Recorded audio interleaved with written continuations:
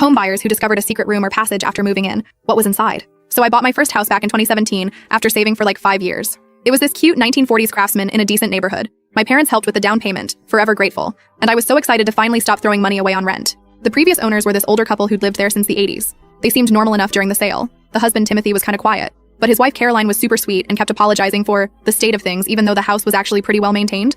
I remember thinking that was weird, but whatever. So I moved in and started doing some minor renovations, painting, replacing some old light fixtures, etc. Everything was totally normal for the first 3 months until I decided to replace this ugly built-in bookcase in the dining room. It was this heavy, dark wood thing that made the whole room feel smaller and darker than it needed to be. When I was removing it, with help from my friend Brenda, who's legit the only person I know who understands power tools, we noticed something odd about the wall behind it. There was this thin gap between the bookcase and the wall that seemed off, like the bookcase wasn't flush against the wall the way it should be. We pulled harder and OMG, the entire bookcase swung out like a door, and behind it was this narrow passage that led to a small room about 6 x 8 feet. The passage was super tight. I'm pretty small, 5'2", and even I had to turn sideways to get through. Brenda was freaking out saying this was some horror movie shit and refused to go in first LMAO. I grabbed my phone for light and squeezed through. The room was completely empty except for this weird smell. Not like mold or anything gross, more like old perfume. There was a single light bulb hanging from the ceiling with a pull string, but I was too scared to try it in case it electrocuted me or something. The walls were covered in this faded floral wallpaper that looked way older than the rest of the house. And there were these tiny pencil marks on one wall at different heights. You know, like when parents mark their kids' growth? But these went from really low, like toddler height,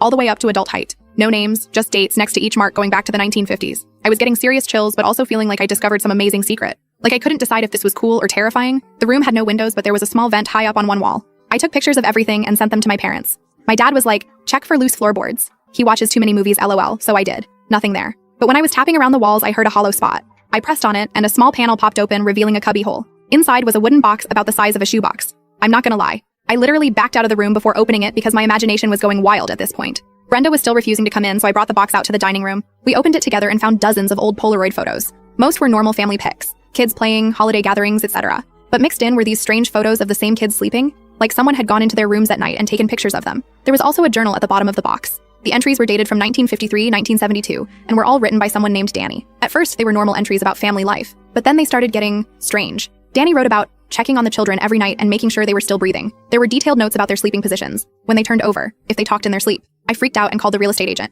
She had no idea about any secret room and seemed genuinely shocked. She called the previous owners, but they didn't answer. 2 days later, I got a handwritten letter from Caroline, the previous owner. She apologized for not telling me about the room and explained that it was built by her father-in-law, Danny, who had lived with them until he died in the 90s. Apparently, Danny had lost a child to SIDS in the early 1950s before Timothy was born. After that, he became obsessed with making sure his remaining children were safe at night. He built the hidden room so he could check on the kids without disturbing them. As the years went on, his anxiety never improved. He kept the same routine with his grandchildren when they visited. The room had been sealed up after Danny died, but Timothy and Caroline never had the heart to remove it completely. Caroline wrote that she should have told me but was embarrassed about the family's history of mental illness.